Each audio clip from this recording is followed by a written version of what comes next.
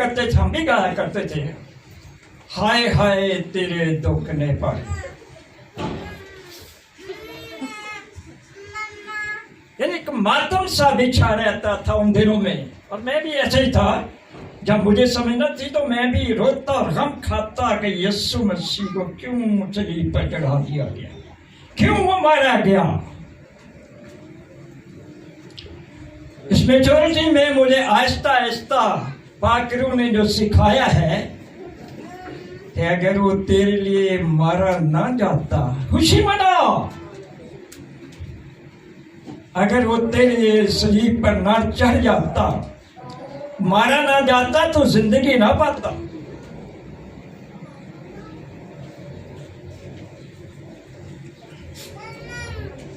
कैसे समय थे जब दोनों भाइयों का भाई जिंदा हो गया। कैसा लम्हा था जो एक बेवा का बेटा जिंदा हो गया। उसने कहा रुक जाओ, उठ, ले जा अपने बेटे को, जा।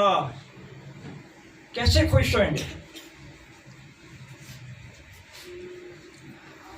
ये आसमानी बातें हैं, रूहानी बातें हैं, जिनको जानना पहचानना मेरे लिए और आपके लिए बहुत अशुद्ध है। हम खुशी मनाएं, हम खुशी मनाएं कि मुर्दा थे गुनाहों में, जिंदा हुए मसीह के वायस।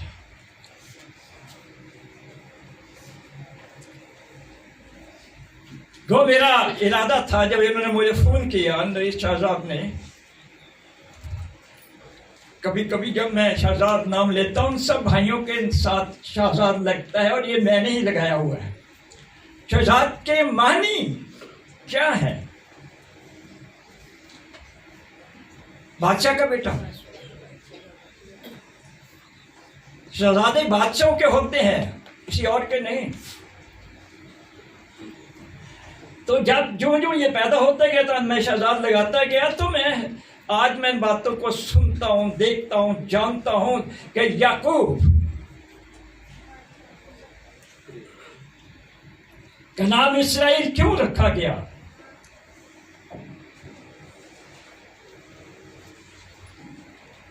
वो शहजादा क्यों हुआ, और इसमें से हम आगे देखते हैं कि वो सलामती का शहजादा क्यों हुआ।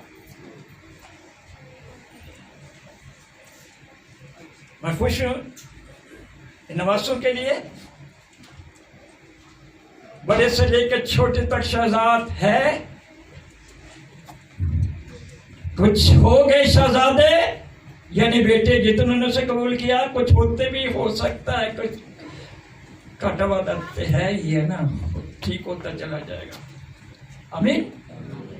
हम सब में कमजोरियां, हम ठीक होते चले जा रहे हैं। तो आज मैं चाह रहा था, जब ये दोबारा मेरी इनके साथ मुलाकात हुई परसों, मेरे पास आए, मैंने कहा वजाहत कीजिए कि आपने मुझे फोन किया था कि मुझे किसी एक सब्जेक्ट पे बोलना है, जैसा कि बोले जाते हैं कलमा यानी।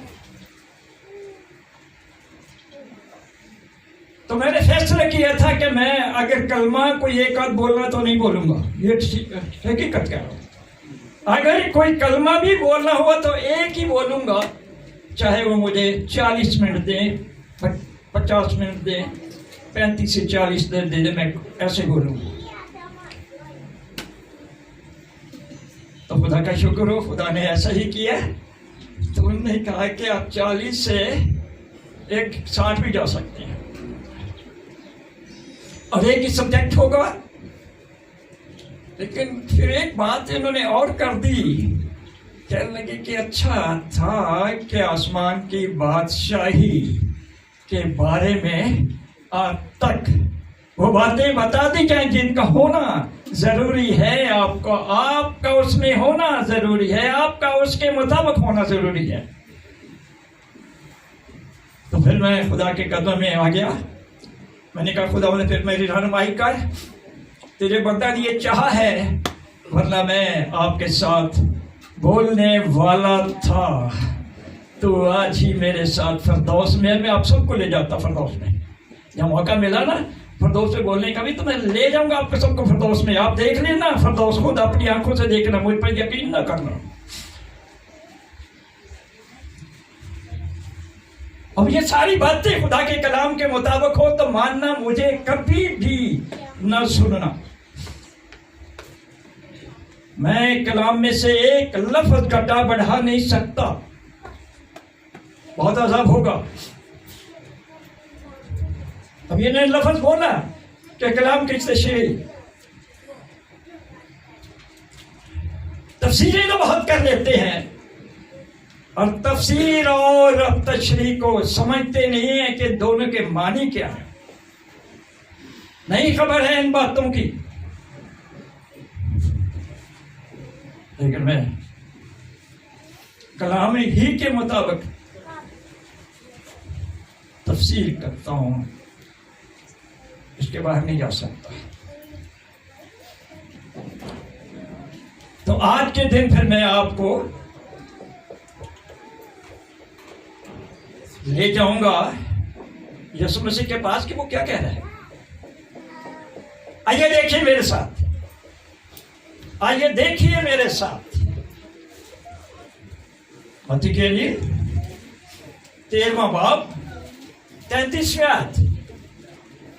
मत्ती की इंजील 13वां बाब 33 आयत।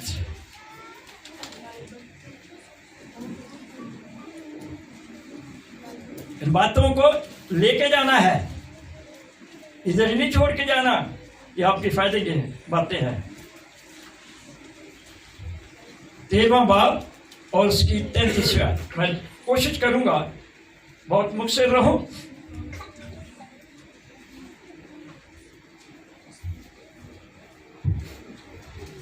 खुदावंद का शुक्र है, मैं इस उम्र में भी बगैर रहने के पढ़ सकता हूं। आज से 15 साल पहले मुझे 3.5 नंबर की ऐनक लगती थी, 3.5 नंबर की। तो ऐसे मैं चर्च में कलाम दे रहा था, बोलता। आज भी मैं वैसे ही हूँ तकरीबन। मैं क्या फर्क तो हो ही गया ना एज के हिसाब से, 87 को जा रहा हूँ, फर्क तो पड़ता ही है ना इन बातों का। तो जो शहर आया नहीं को मेरे को हाथ लगाया नहीं, वो गई, टूट गई। मैंने कहा यीशु मसीह जो दुनिया ने दी, टूट गया, मुझे नहीं दे, अब नहीं लेके फिरता हूँ। आमीन, हालेलुया। बहुत अच्छा है, वो मान लेता है, वो मान लेता है, वो सुनता है। तो क्या लिखा है 13वां बाब 33 आयत। उसने एक और तमसील उनको सुनाई। एक और, बहुत सारी तमसीलें हैं आसमान की बादशाही के बारे में। खुदा चाहे या तो जरूर और बातों के बारे में भी आपके साथ शेयर करता रहूंगा। ये जानते हैं वास्तवरी पकड़ेगा। उसने एक और तमसील उनको सुनाई कि आसमान की बादशाही उस खमीर की मानंद है। याद रखिए, उस खमीर की मानंद है जिसे किसी औरत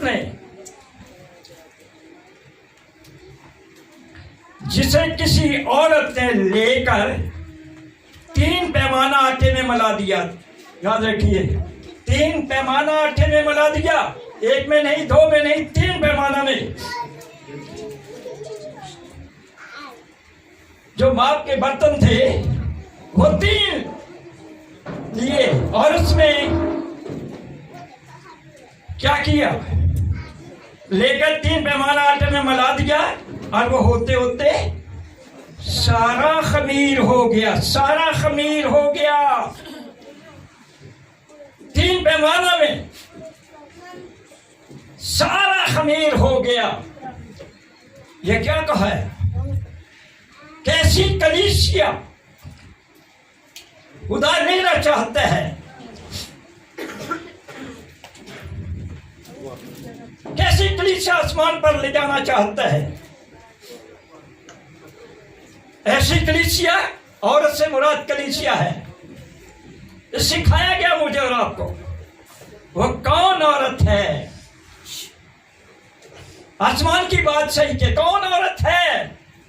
बहुत सारी कलीसियाएं कहलाती हैं, लेकिन कौन सी कलीसिया है जो आसमान की बादशाही के लिए यीशु मसीह कबूल करेगा?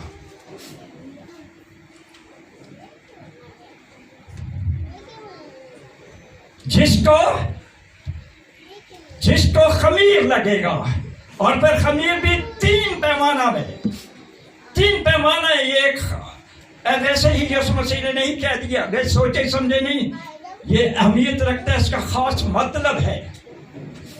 आसमान की बादशाही की मुनादी के मुताबिक है।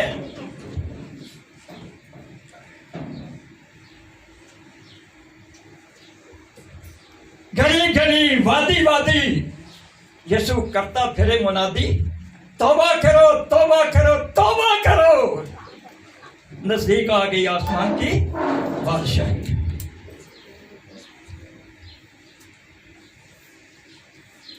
यीशु को खुद आना पड़ा।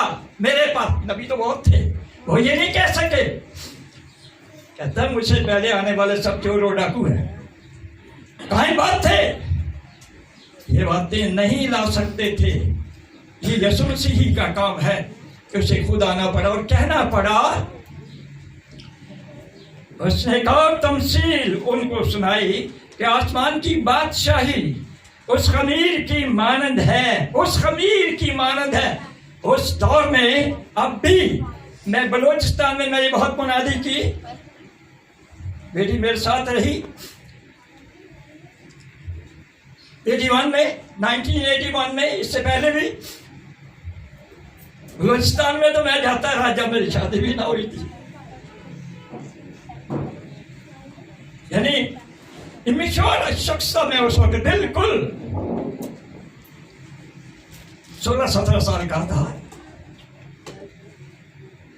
81 में जाकर मैंने लड़लाई हरलाई शारिक पेजोई सिद्दी जोब मुसलमान ये सारे इलाकों में मैंने मुनादी की। बहुत लोगों ने यीशु को कबूल किया, खैर कमों ने कबूल किया, यहां तक कि गोलू के नवाब के सगे भतीजे में जो असिस्टेंट कमिश्नर था उसने यीशु को कबूल किया।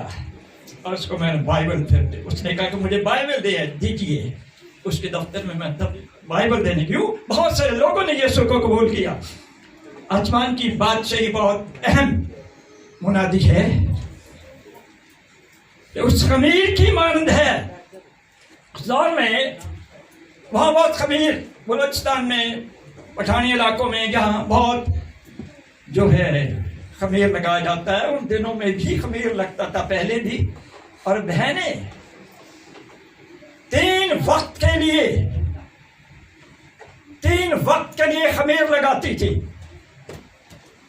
उनके पास एक पैमाना होता था। अगर घर के 10 लोग हैं और 10 लोगों के लिए एक पैमाना होता था, उसमें वो आटा डालती। पहले वक्त के लिए भी, यानी सुबह के लिए भी, फिर दोपहर के लिए भी, शाम के लिए, ये 3 पैमाना थे। वही एक पैमाना यानी 3 बार उसे अपने उस बर्तन में, उस लगन में जिसमें आटा गूंदना होता था, उसमें खमीर मिलाती। सुबह भी पका लेती, दोपहर को भी पका लेती और शाम को भी पका लेती।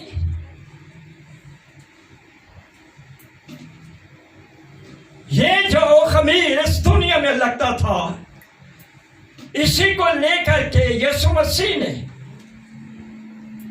हम सब के लिए चुना कि भाई इसी तरह आसमान की बादशाही के लिए खमीर चाहिए। आसमान की बादशाही से खमीर तुम्हें लगना चाहिए, कलीसिया तुम्हें लगना चाहिए।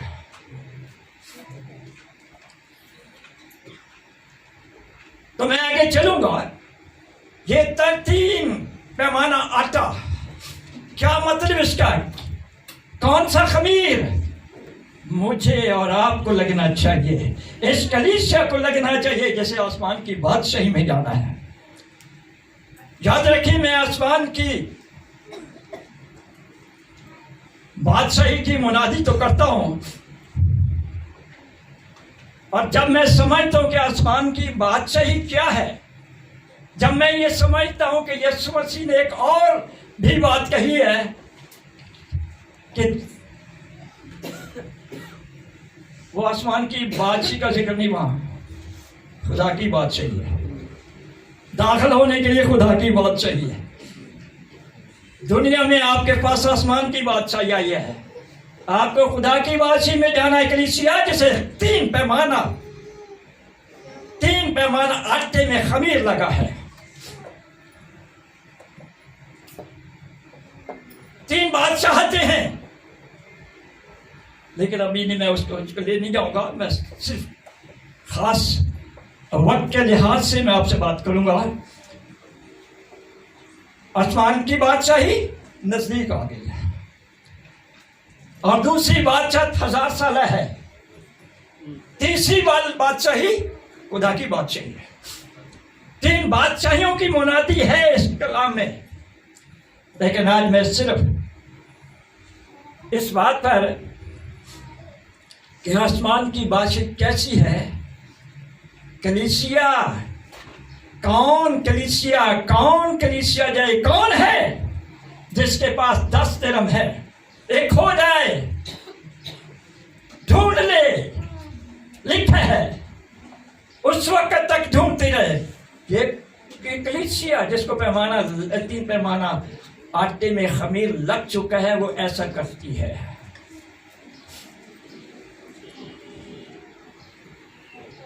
इसीलिए यीशु ने कहा कि आसमान की बादशाही, आइए मैं आपको एक पहले खमीर की तरफ ले जाता हूं। पहला खमीर क्या है?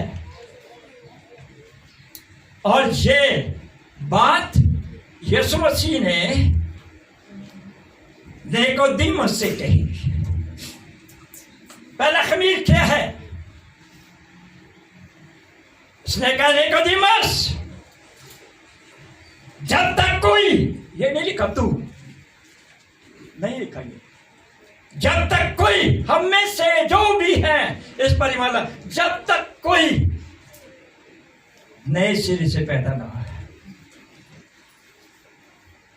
वो आसमान की बादशाही में दाखिल नहीं हो सकता। ये नहीं लिखा, जब तक कोई नए सिरे से पैदा ना हो, आसमान की बादशाही को देख नहीं सकता। पैदा हो, देख ले कि आसमान की बादशाही में तेरे लिए क्या है और कैसी जिंदगी होगी। जब तक कोई नए सिरे से पैदा ना हो, पहला खमीर। और ये मैं आपको बताना चाहता हूं कि जब तक कोई नए सिरे से पैदा ना हो, कुल पैदाइशें 7 हैं, और 7 ही पैदाइशें मुख्तलिफ है। इंसान की, मैं जानवरों की शरीक नहीं करता, सिर्फ इंसान के 7 पैदाइशें हैं।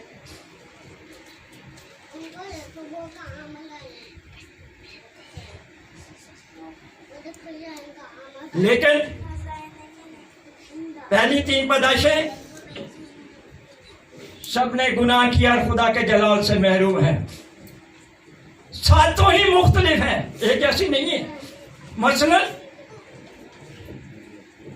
आदम की पहली पैदाइश, खुदा ने मिट्टी से बनाया, जिंदगी का दम फूंका, जीती जान हुआ, पैदा हुआ। ये प्रोसेस है हमारे, जब तक हम नहीं गुजरते, आगे नहीं चलते, पैदा नहीं होते, तो आसमान की बादशाही में दाखिल नहीं हो सकते। आदम पैदा हुआ, खुदा ने देखा, अच्छा, हाँ, बड़ा खूबसूरत गबरू जवान है। तो फिर खुदा ने दूसरी पैदाइश शुरू की, हवा की, मुख्तलिफ है। ये पहली पैदाइश फर्क, दूसरी पैदाइश फर्क। पसली से निकाल कर उसके पास ले, मैंने तेरे लिए पैदा की है। तीसरी पैदाइश, मैं और आप पैदा हुए। ये फर्क है, तीनों ही पैदाइशें फर्क है, लेकिन इनमें से कोई भी आसमान की बादशाही में जाने के लायक नहीं ठहर सकता। सबने गुनाह किया, सभी खुदा के जलाल से महरूम है, नहीं जा सकेंगे आसमान की बादशाही में। और खुदा को चौथी पैदाइश देना पड़ी। और चौथी पैदाइश, इन तीनों से अनोखी यीशु का पैदा होना, दरमियानी यीशु का पैदा होना। यीशु इन तीनों पैदाइशों वालों से क्या कह रहा है? वो कौन से पैदा हुआ? रूह कुदस के वसीला से पैदा हुआ। चौथी पैदाइश आ गया यीशु, तो भी आसमान की बादशाही में अभी नहीं जा सकते। बड़ा हुआ, मुनादी की करना शुरू की। 30 साल की उम्र में 3.5 साल की मुनादी में उसने ये कहा, आसमान की बादशाही उस खमीर की मानद है जिसे किसी औरत ने लेकर 3 पैमाना आटे में मिला दी। होते होते सारा ही खमीर हो गया, कुछ भी कम नहीं रहेगा, कोई भी दाग और झुर्री ना रहेगी। और उसने बताया, निकोदेमुस आया, उसने कहा जब तक ये खमीर तुझे ना लगे तू सिर्फ देख सकता है। इस खमीर के लगने से, नए सिरे से पैदा होने के बाद, ये कौन सी पैदाइश है? ये 5वीं। पहली 3 पैदाइशें आदम हवा की, मेरी और आपकी, फिर यीशु मसीह का पैदा होना, जो इन तीनों का दरमियानी ठहरा। अच्छा है मैंने तुम्हें पैदा कर लिया, इसलिए पैदा किए हैं क्या तुम आसमान की बादशाही में जाओ। लेकिन आसमान की बादशाही में जाने से पहले तुझे खमीर लगेगा तो जाएगा। पहला खमीर उसके लिए कहा। सन 1969 की बात है। मैं इसकी जरा वसायत करता चला जाऊं, तफसील करता चले जाऊं। सन 1969 की बात है, जब मेरा सबसे छोटा बेटा उबैद साजिद पैदा हुआ।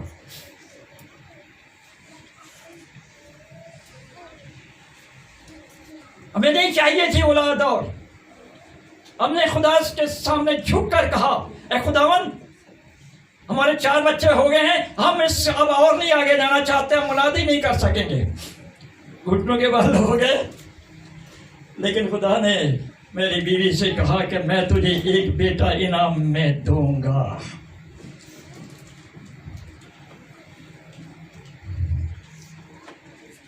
और 9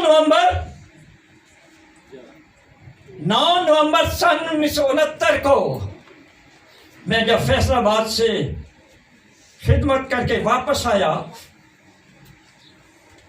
तो उस दिन मेरी बीवी ने मुझसे कहा कि खुदा ने ये मुझसे बात की है कि मैं तुझे एक बेटा इनाम में दूंगा। देखिए खुदा की बंदी थी वो बहुत दुआ करने वाली। जब तक मैं मुनादी से वापस 2 बजे, 2:30 बजे, 2 बजे नहीं आ जाता, या पादरों की मीटिंगें होती तो देर हो जाती, तो वो पूरे घर के अंदर सहन में घूमती रहती, दुआ करती रहती, जब तक मैं आना जाऊं। खुदा से कलाम करता था। उससे खुदा ने कहा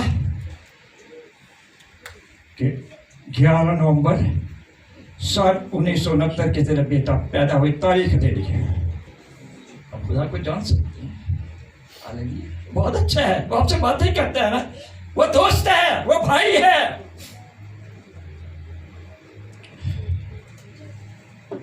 वो दोस्त है, भाई है। लेकिन मैं तुम्हारा दोस्त हूं, तुम मेरे भाई हो। वो हमारा खुदावंद है, ऐसा खुदावंद, ऐसा बादशाह जो भाई बनना पसंद करता है। हमने उसे कबूल किया था। अज़रा उस वक्त 8 साल की थी। तो खुदा ने जब उसे पाकुर को बपतिस्मा हुआ था, जब उसने बपतिस्मा लिया था पानी का, तो उस रात जब मुझे 11 नवंबर को बुलावा हुआ था बूरे वाला में कि वहां पर एक बड़ी मीटिंग ले और कलाम सुनाना है, मैंने आके बताया, मैंने कभी मैं 11 नंबर को जा रहा हूँ। इन्होंने कहा कि 11 नंबर को तक आए खुदा ने तुझे बेटा होकर, मेरे पास तो कोई भी नहीं है। मैंने कहा यीशु मसीह है। अच्छा ठीक है, दाया को अपने साथ मिल। अब देखिए 11 तारीख को क्या हुआ, मुझे मुनादी करने, मैं वहां जाकर के एक कमरे में बंद हो गया। 9 बजे दुआ में, कलाम में, मैं एक कमरे में बंद हो गया।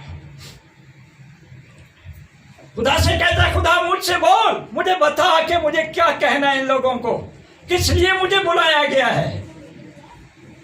अगर तू मुझे नहीं बताएगा तो मैं कुछ नहीं कह सकूंगा,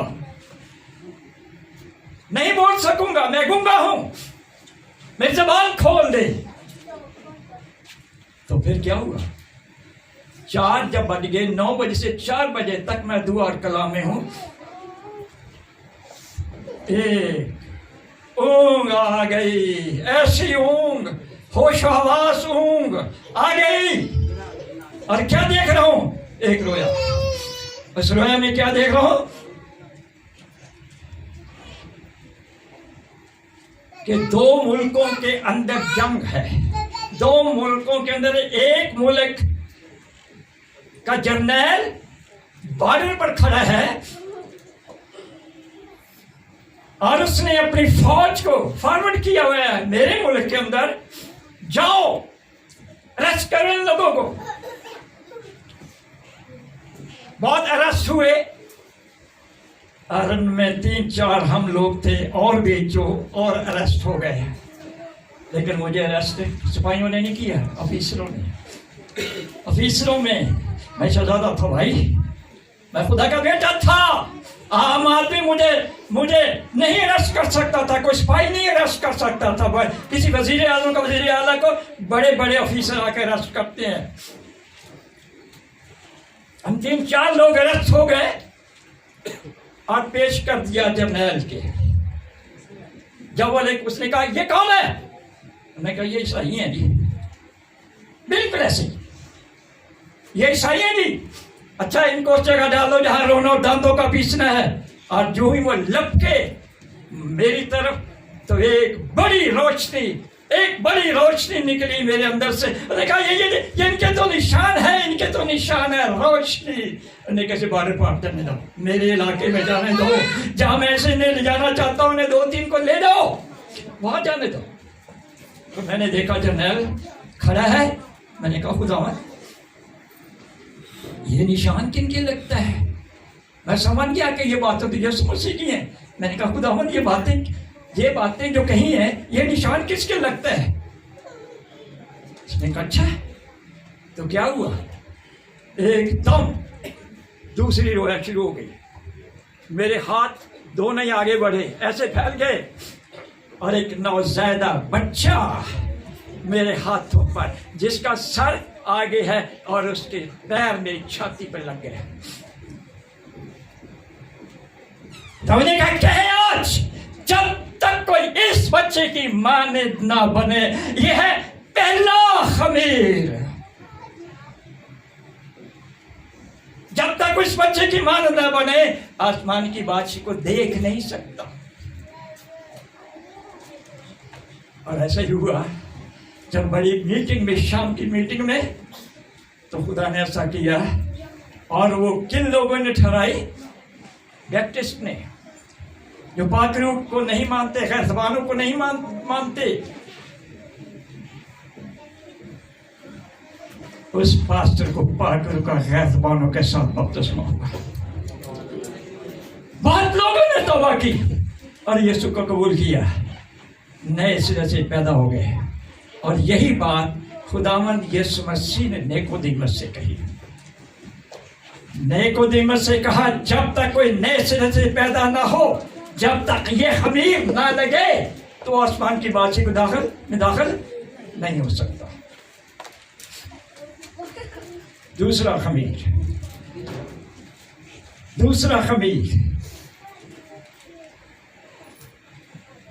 बड़ी आर्गुमेंट हुई निकोदेमुस की मसीह के साथ। लेकिन जब तक कोई पानी से पैदा ना हो, जब तक कोई पानी से पैदा ना हो, जब तक ये खमीर ना लगे तो आसमान की आवाज के अंदर दाखिल नहीं हो सकता। तीसरा खमीर अभी बाकी है। जब तक कोई पानी से पैदा ना हो, मेरी माँ ने, मेरी माँ या बाप ने मुझे बपतिस्मा दिलवाया था। जब मैं पैदा हुआ तो उस वक्त क्या होता था,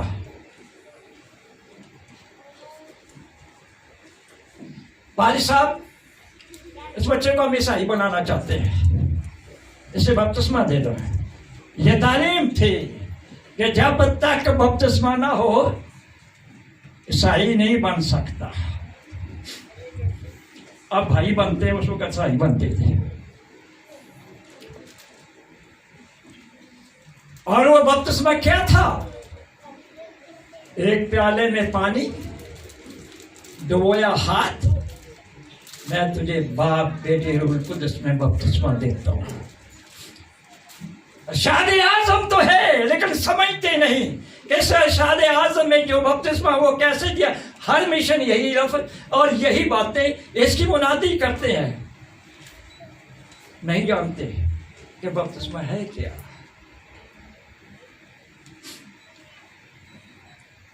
छींटे देते या उंगलियां 2 गिलास में पानी में होता, उसमें डबो देते, मैं तुझे बाप बेटे रूह कुद्स के नाम में बपतिस्मा देता हूं।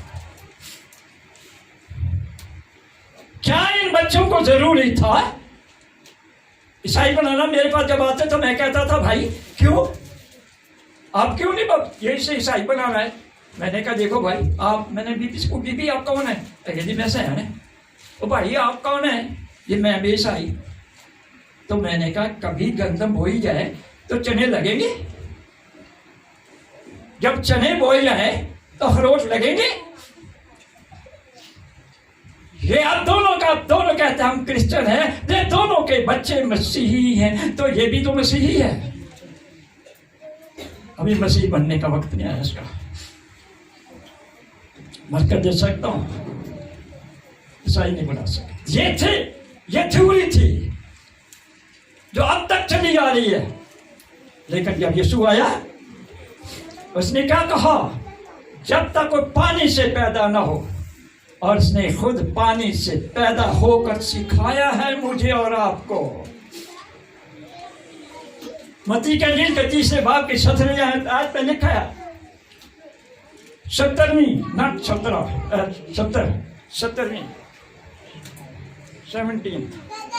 वहां लिखा है, when he baptized he come up straight out of the water।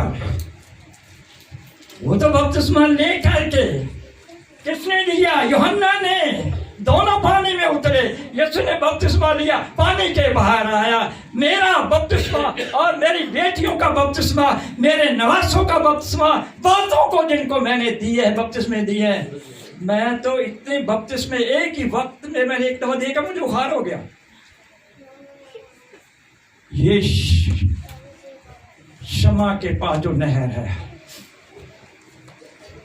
आज से तकरीबन 49 साल पहले की बात कर रहा हूं, इतने बपतिस्मे दिए एक ही रात की मीट में। इतने लोगों ने नहर से पैदा होकर बपतिस्मे लिए कि मुझे बुखार हो गया।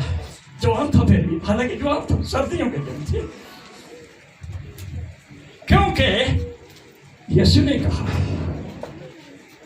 यीशु मसीह ने कहा, और इसी तरीके से कहा गया है कि जब तक को पानी से पैदा ना हो। यह है दूसरा खमीर।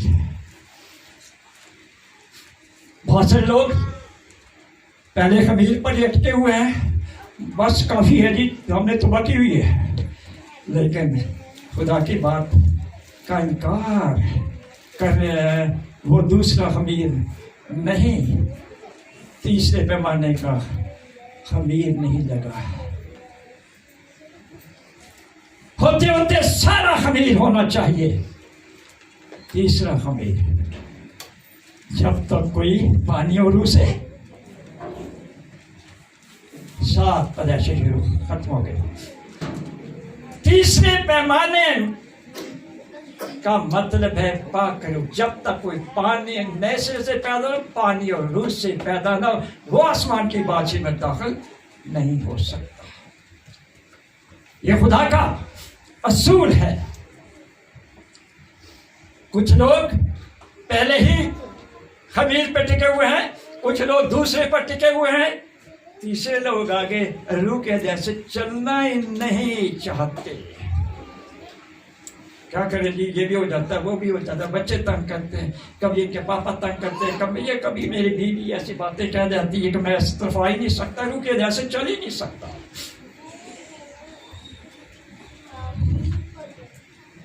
फतेहमंद जिंदगी, फतेहमंद जिंदगी आगे गलबे से बढ़कर जिंदगी। तो वो तो कर ली, अब हमें गालिब कैसे आना है उन सारी बातों पर जो हमें इस तौबा के बपतिस्मे रख के अगली जिंदगी में चलने नहीं देती। ये है गलबा। अब किस किस्म की आजमाइश हमारे लिए लाता है, गुनाह घेर घेर कर लाता है कि हम पर गालिब आ जाए, लेकिन गलबे की जिंदगी हमारे पास नहीं है।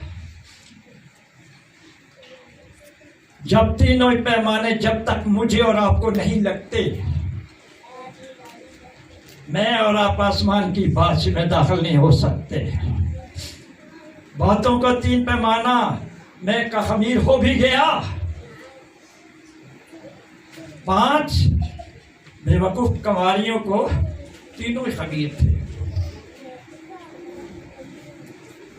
नए सिर से पैदा होने का, बपतिस्मा लेने का, पानी से पैदा होने का और रूह से पैदा होने का भी।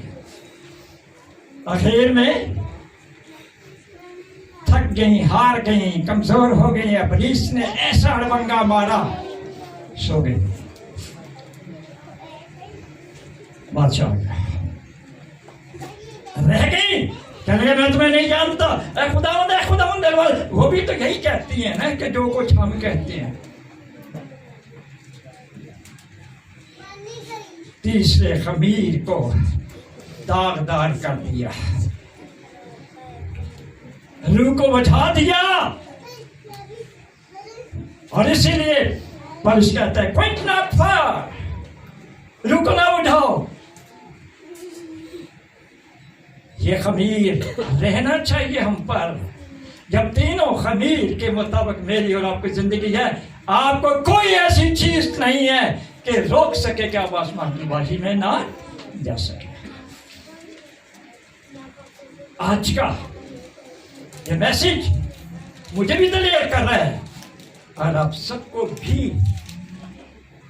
ये सिखाना और तरबियत देना चाहता है कि अगर हमें आसमान, हमने क्यों तो बाकी आसमान की बादशाही में जाना है, हमने क्यों बपतिस्मा लिया?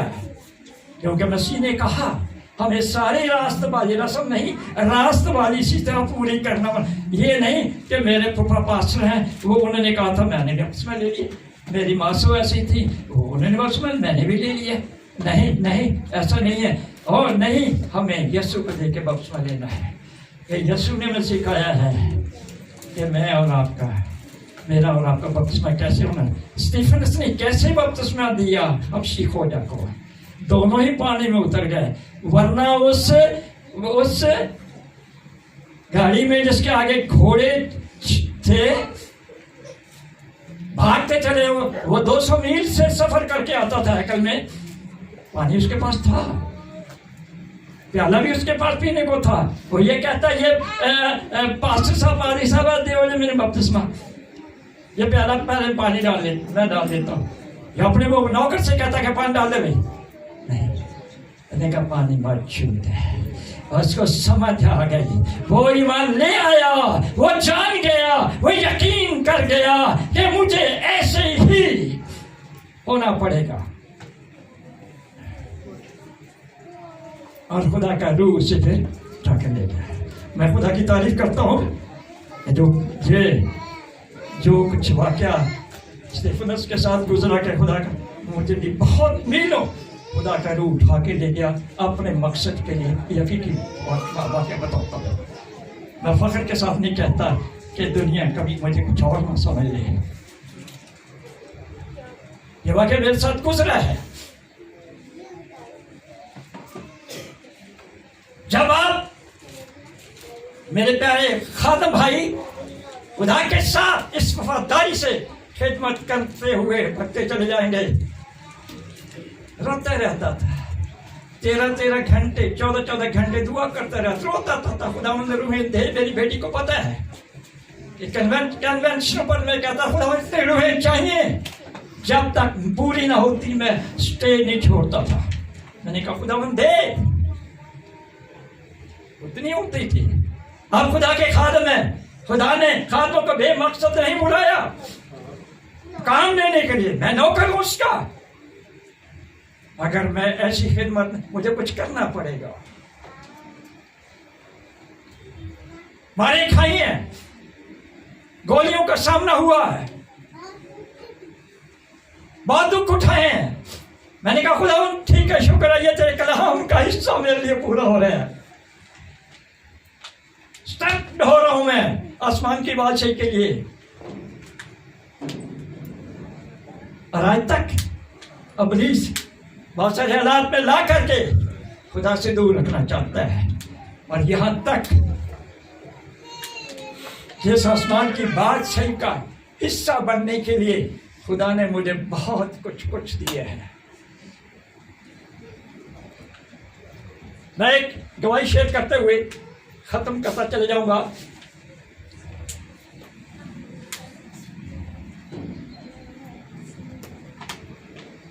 मेरे 4 बेटे थे। सबसे पहला बेटा जो मेरी बेटी अजहर से बड़ा था वो फौत हुआ।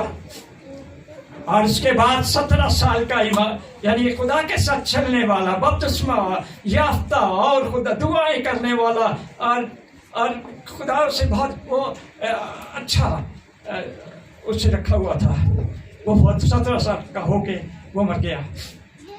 खुदा ने मुझे सिखाया, जिसमें मैंने कह दिया खुदा मैं 3 दिन रोजे में ठहर गया, 2 रोजे में ठहरा के मेरे बेटे को शिफा दे, शिफा दे, शिफा दे। वो गिरा था, उसका अंदरूनी हिस्सा फट गया था।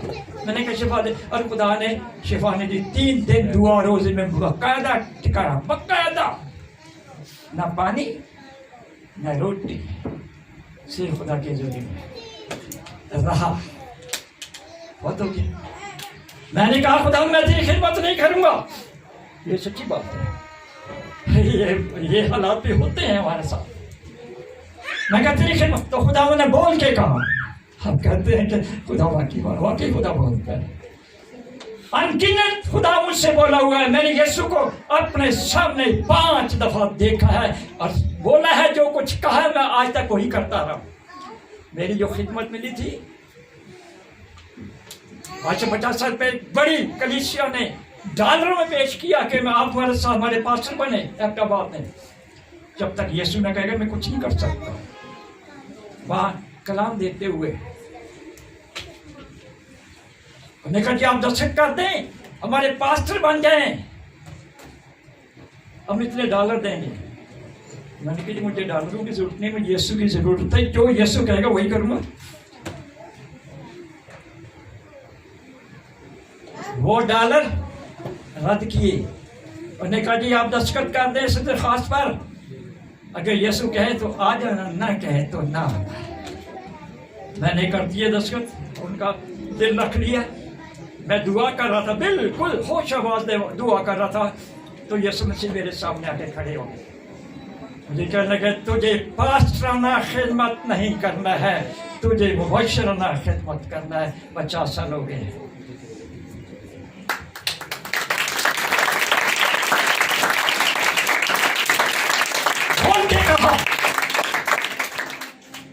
सामने खड़े, मैंने वो यीशु को बहुत दफा देखा। आप भी देख सकते हैं। फिर मैंने एक और दफा यीशु को देखा, तो मेरे वो 2 बेटे रह गए थे, एक वेद एक वसीम। बड़ा बेटा फौत हो गया, उसका 2 बेटियां थी, बेटा कोई ना।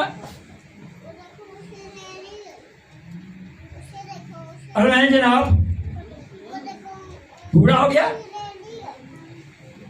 ये बच्चे भी तकरीबन जवान हो गए। ये आज से 19 साल पहले की बात कर रहा हूं मैं। मेरा कोई पोता नहीं था। पोता समझते? ग्रैंडसन, ग्रैंडसन सन समझते? पोता समझते हैं? बहुतों के कहते हैं शायद वो बेटी का बेटा, कोई कहेगा बेटे। ये तफसीरें हैं, ऐसी नहीं। मैंने कहा खुदावंद, यानी इसका मतलब मेरे बेटे का बेटा नहीं है। मैंने कहा, मैं कलाम स्टडी कर रहा था, खुदा की हज़ूरी में था, तो पढ़ते पढ़ते आयत आ गई, बेटों के बेटे बूढ़ों के सिर का। खुदा, मैं बूढ़ा हो गया, मेरे सिर का ताज का मुझे ताज दे। उसी वक्त क्लेम कर दिया। हक है आपका, ईमानदार क्लेम करने का हक है आपको। आपके सुनेगा, आपको हक है। जो कुछ तुम मेरे नाम से बाप से मांगोगे, सिखाया गया है, क्लेम करो, होगा। मैंने कहा खुदावन, मेरा बेटा नहीं है। अब बेटा है, होता नहीं है, मेरे सिर का ताज नहीं है। 63-64 साल को जा रहा हूं, रमने दे। अब यकीन मानिए, उन दिनों में कौन से अल्ट्रासाउंड होते थे। खुदा ने फजल कर दिया, मेहरबानी कर दी, बेटा पैदा हो गया। पहला मेरा पोता मुझे मिल गया। अब वो बेटा क्या हुआ? जब पैदा हुआ तो बेटियां कह लेंगी दादा एक भाई और चाहिए। मैंने कहा जाओ दुआ करते हैं, दूसरा दे दो, उसके बाद कोई नहीं भाई, फिर नहीं, फिर दूसरे बेटे दूसरे के बेटे हैं, उसके भी कोई नहीं और। बस आप देखिए कि खुदा ने उस चुनी हुई औरत की तरह मुझे बेटा पोता दिया। उस पोते का क्या हुआ? जब वो पैदा हुआ, माँ बाप बड़ी खुशी से लिए फिरते रहे अपने रिश्तेदारों में, केक ले जाके हमें बेटा मिला। 3 महीने का हो गया। नमूनिया ने पकड़ लिया, रात को 1 बजे आए और मैं भी उसी वक्त मीटिंग से आया। मैं तो उसका नमूनिया हो गया, तो मुझे क्या लगे, इसका नमूनिया हो गया, इसको ये बात तकलीफ। मैंने कहा अच्छा, थका हुआ था। मैंने कहा अच्छा खुदावंद यीशु मसीह को शिफा दे दे, ले जाओ। दुआ करके जब 4 बजे तो बेटा मर गया, पोता मर गया।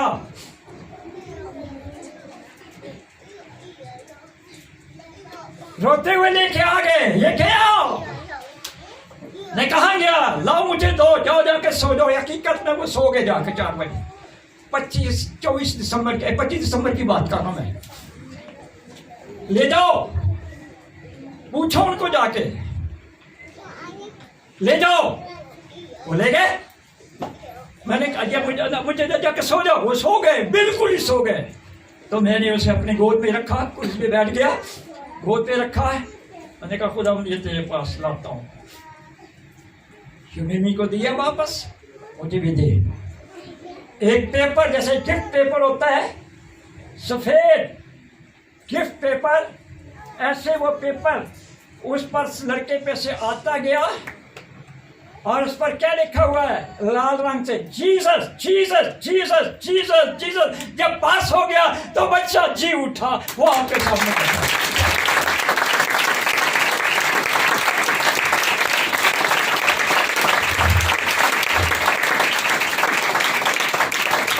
मेरा पोता 19 साल से ज्यादा हो गया है।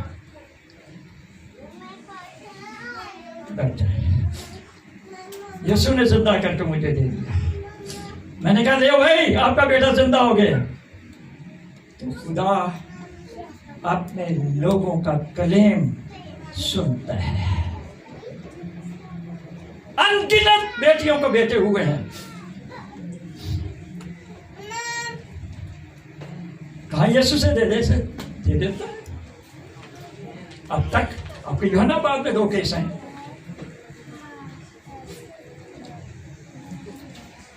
खुदा ऐसा है, आसमान की बादशाही यहां जमीन पर जब आपके आप हैं, आपके लिए होता चला जाएगा। जब आसमान की वासी में जाएंगे तो आप अपनी जिंदगी में शरीक हो गए। जाना रोना दांतों का ना पीसना है।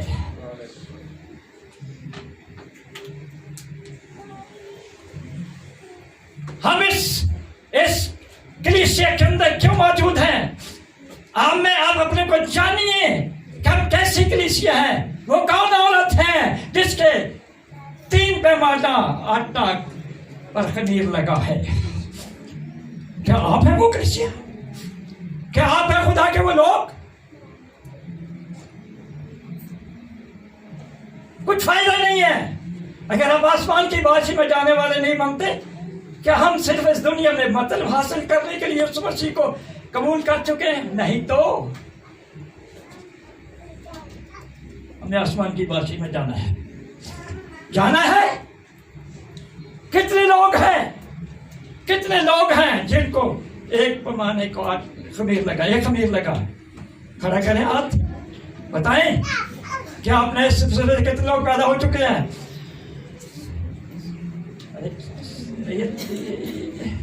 ये बस। जी हाँ, फिर आप लोगों में से वो भी जो दूसरा खमीर भी ले चुके हैं, वो कितने हैं?